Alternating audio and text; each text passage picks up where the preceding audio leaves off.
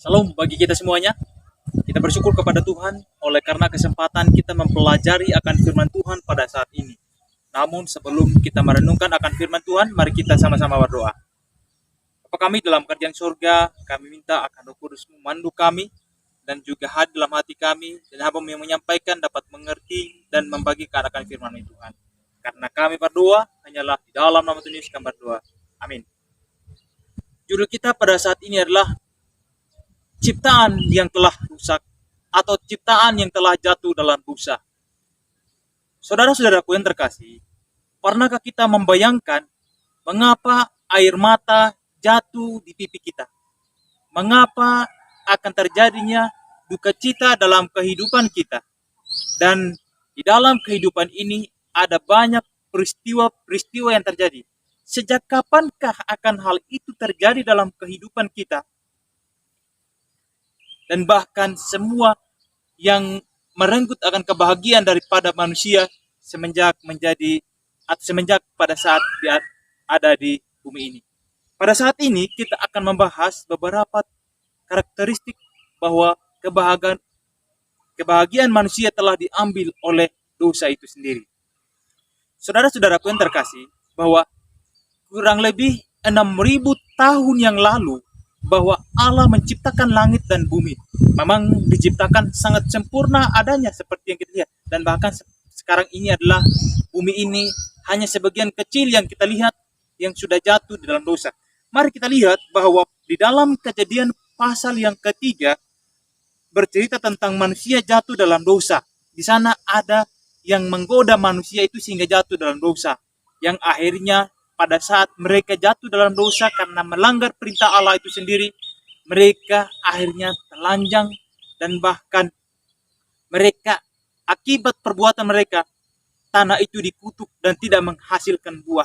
Kita lanjut lagi dalam Kejadian pasal yang keempat, bahwa pada saat Kain dan Habel, mereka melakukan persembahan dan membunuh adiknya, oleh sebab akibat dosa itu juga hasil daripada tanah itu dari 100% hanya menghasilkan 50% atau setengahnya. Itulah, coba bayangkan akibat daripada dosa itu. Dosa yang dilanggar oleh Adam dan Hawa berkelanjutan sampai saat ini.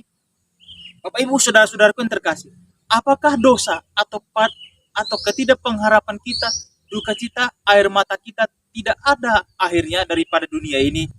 Mari kita buka sama-sama akan jawaban bahwa di dunia yang penuh dosa ini ada pengharapan. Dalam Yohanes pasal yang ke-3 ayat yang ke-16. Itu adalah tema keseluruhan daripada kitab, bahkan penebusan itu sendiri. Yohanes pasal 3 ayat yang ke-16. Karena begitu besar kasih Allah akan dunia ini, sehingga ia telah mengaruniakan anaknya yang tunggal, supaya setiap orang yang percaya kepadanya tidak binasa, melainkan beroleh hidup yang kekal. Jadi satu kata kunci yang kita temukan situ adalah percaya kepada Allah maka memperoleh hidup yang kekal. Jadi kita akan gambarkan bahwa duka cita yang kita miliki sekarang ini adalah seperti apa. Mari kita lihat, kalau kita lihat daripada peristiwa kedatangan Yesus yang pertama semenjak ia berada di dunia ini, bahwa ia telah menghapus penyakit kusta, orang buta, orang lumpuh, dia sembuhkan. Nah, karakteristik daripada orang buta, lumpuh, sakit, seperti apakah itu? Mari kita lihat dalam Wahyu pasal yang ke-21 ayat yang ke-4. Ini adalah buku terakhir dalam Wahyu pasal yang ke-21 ayat yang ke-4. Dan ia akan menghapus segala air mata dari mata mereka. Lihat, itu adalah air mata dari mata mereka. Dan maut tidak akan ada lagi perkabungan atau retak tangis atau duka cita, sebab segala sesuatu yang lama itu telah berlalu. Itulah janjinya. Jadi tadi kita mempelajari bahwa karakteristik daripada dosa itu adalah sering adanya manusia menangis, sering adanya manusia bersedih, sering adanya manusia itu seperti tidak ada kesenangan dan kebahagiaan. Tetapi pengharapannya adalah bahwa Yesus akan mengakhiri atas kematiannya di atas kayu salib dan juga memberikan pengharapan bagi kita. Sebagai penutup kita, mari kita sama-sama berdoa. Bapa kami dalam kerajaan sorga, terima kasih Tuhan Engkau menyertai kami hingga saat ini. Kami mempelajari ada pengharapan di balik air mata kami yang jatuh.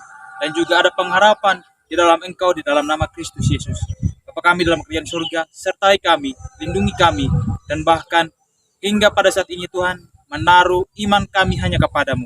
Dan juga lindungi iman kami, dan kami serahkan hidup ini, karena kami berdoa hanyalah di dalam nama Tuhan Yesus yang ada Tuhan dan Juru Selamat kami.